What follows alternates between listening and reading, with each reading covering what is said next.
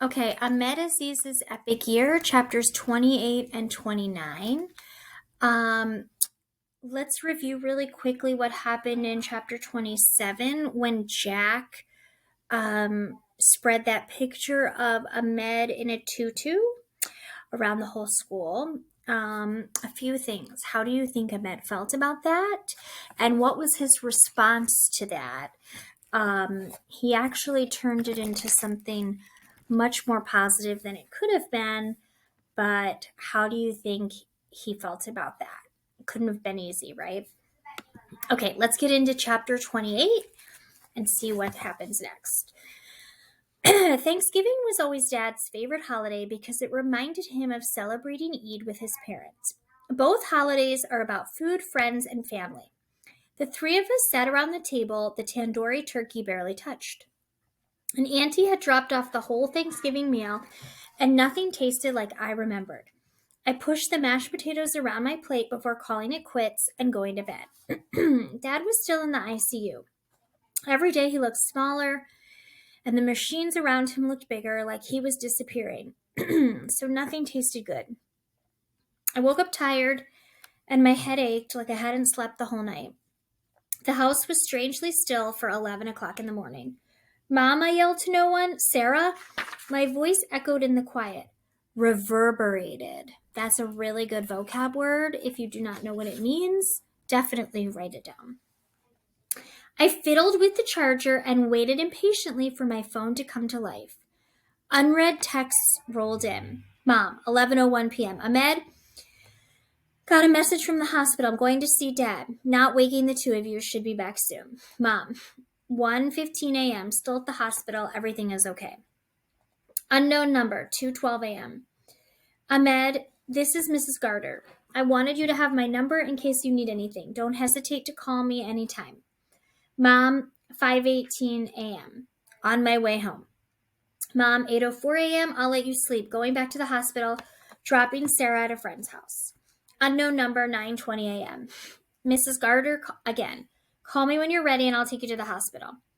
Me, 11:15 a.m. I'm ready, Mrs. Garter.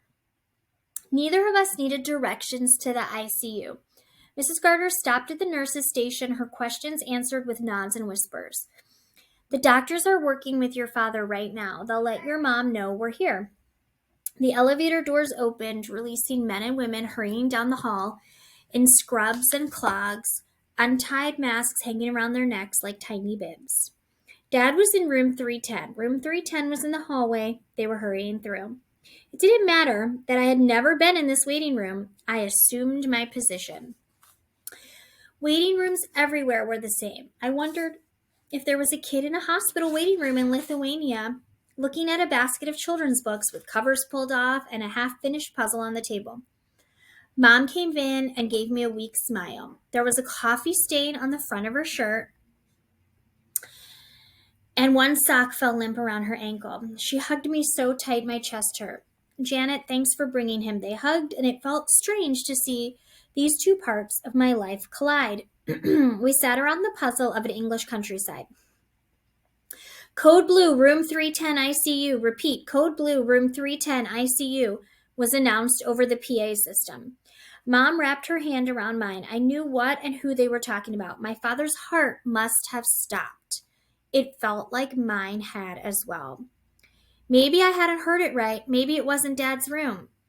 Maybe there was something eerie about the silence that followed the echoing of the PA announcement, and I didn't want to break it to ask the question. The PA crackled again. Code Blue, room 310 ICU. Repeat, Code Blue, 310 ICU.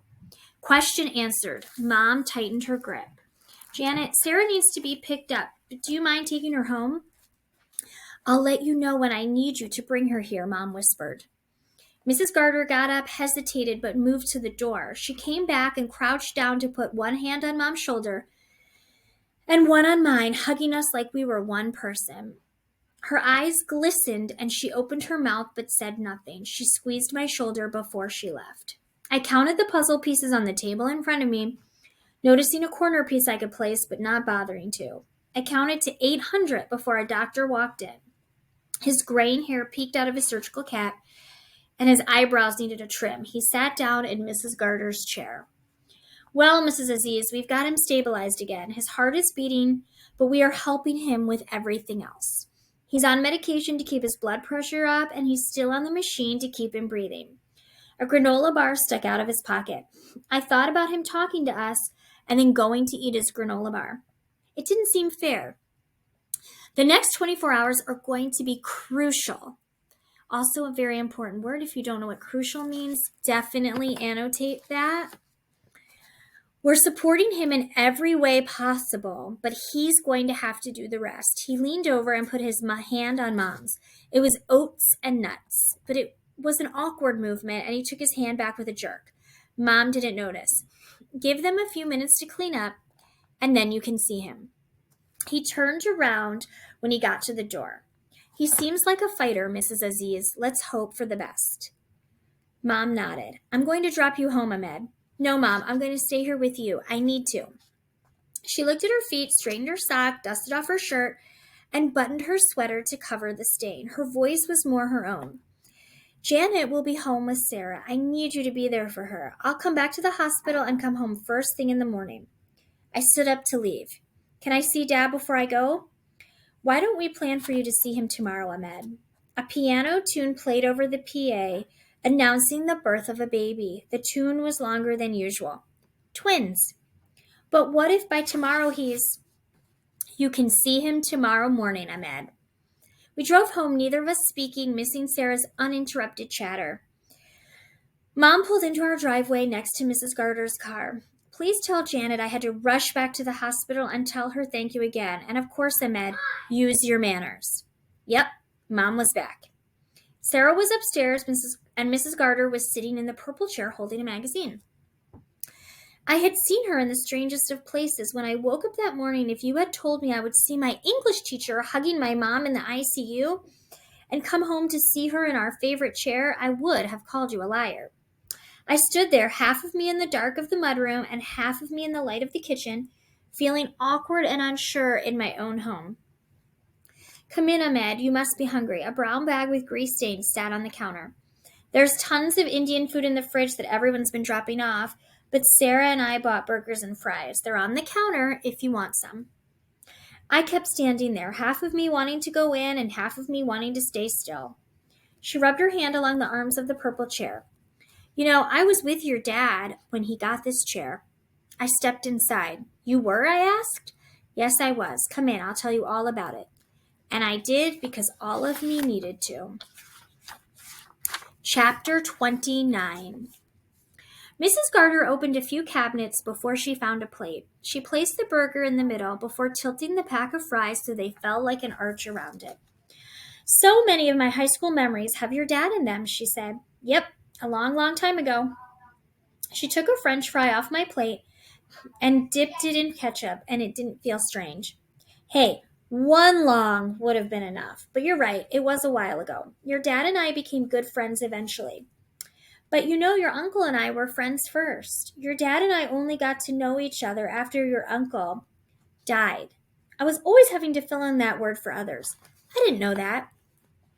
Muhammad and I were best friends from the first day of kindergarten when both of us fought over a book about transistor radios. She wrapped her arms to hug herself. I didn't care one bit about transistor radios, but I didn't like him saying girls knew nothing about radios. So we fought over it.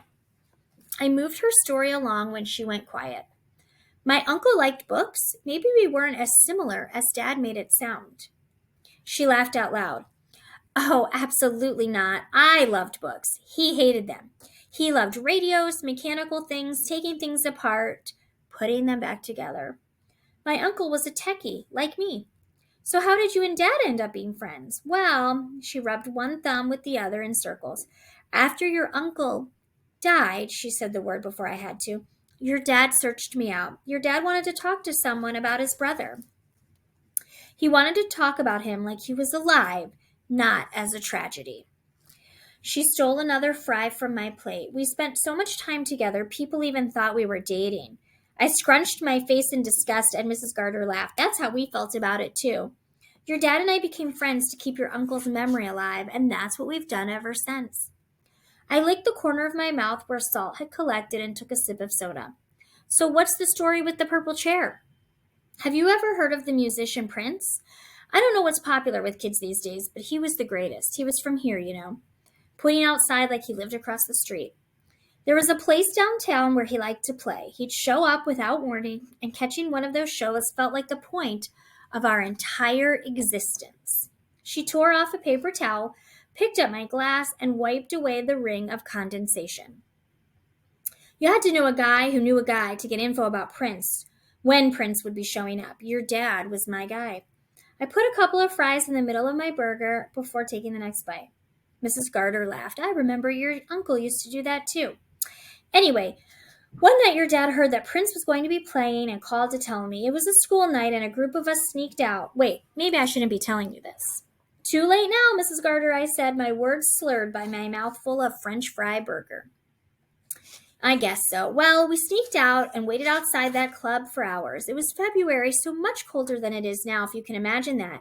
And without all your fancy technology-type coats to keep us warm, and no heating in his car, we waited there until midnight, but no one showed up. Mrs. Garter took an orange from the fruit bowl and peeled it in one unbroken swirl. We were about to give up when your dad saw that big purple chair in the alley behind the club. He got it in his head that it was Prince's because it was purple. She smiled to herself, lost for a moment in her memory. He convinced us that it must have been abandoned and we deserved it for so long, waiting in the cold. She leaned back in her stool, feet not touching the floor. Well, as you know, it's a pretty big chair. He had a pretty small car. It took us an hour to get it tied to the top of his car, using pieces of rope we found in the trash can in the alley. She pulled white threads off her slice of orange, arranging the discarded threads into small piles on the counter in front of her. I remember we had to lean out the window on both sides and hold it in place the whole time we rode back. In February. He was worried we'd lose the chair, but we were lucky we didn't lose a finger. But we did it. She walked back to the chair, stroking its arm like an old friend before sitting down. And that, Ahmed, is how you got that purple chair. Something about that story made me want to cry. One after another, she told me stories of Dad and my uncle, and I don't remember falling asleep, but when I woke up, Mom had replaced Mrs. Garter in the purple chair. I sat up straight, fully awake. Is Dad okay? I couldn't get myself to use a different word. She nodded.